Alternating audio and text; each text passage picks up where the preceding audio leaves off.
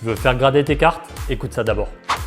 Imaginons, tu arrives dans un magasin, une bourse d'échange, un groupe de collectionneurs et oh, un classeur et tu vois une pépite.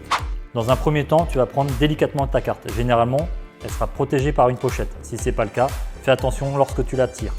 Ensuite, tu vas inspecter ta carte et pour ça, pas de solution. Il faut la sortir de la pochette et pour la sortir de la pochette, on pousse en dessous et on la prend sur les bords.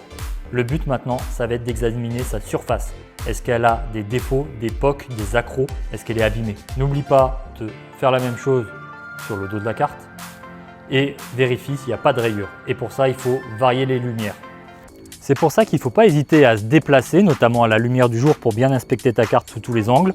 Et si tu n'as rien, tu peux également utiliser la lampe de ton téléphone. Donc en résumé, tu observes ta carte sous toutes ses coutures pour observer sa surface. Mais ça ne suffit pas, il faut regarder s'il y a des points blancs. Deux solutions.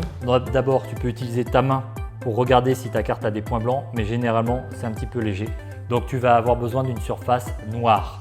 Si tu n'as rien, tu prends un Playmate et tu le retournes.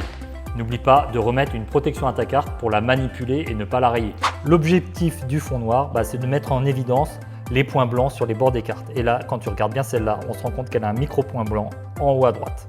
Attention, si tu as plus de 2 points blancs, tu n'auras sûrement pas 10.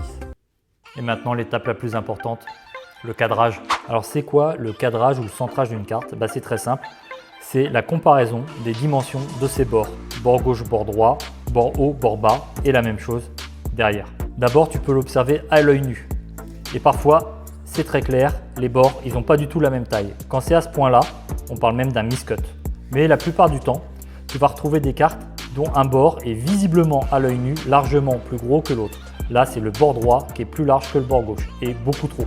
Mais si tu veux vraiment être précis, il va falloir t'équiper. Ça, c'est un cadre de gradation. On positionne la carte dessous et on aligne bien les traits pour voir si la carte est bien centrée. On regarde en fait la taille de ses bords. Mais si tu n'en as pas, c'est pas très grave parce qu'il existe ça, la règle graduée.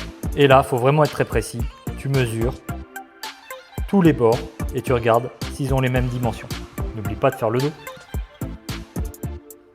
Alors la tolérance sur la différence de taille entre les bords varie entre les sociétés de gradation, mais globalement, il faut que ça fasse vraiment exactement la même taille. Et n'oublie pas, comme la gradation, ça coûte très cher, sois très rigoureux sur la sélection de tes cartes. Et pour ça, on a d'ailleurs fait une série de vidéos en version longue sur YouTube. Va les regarder.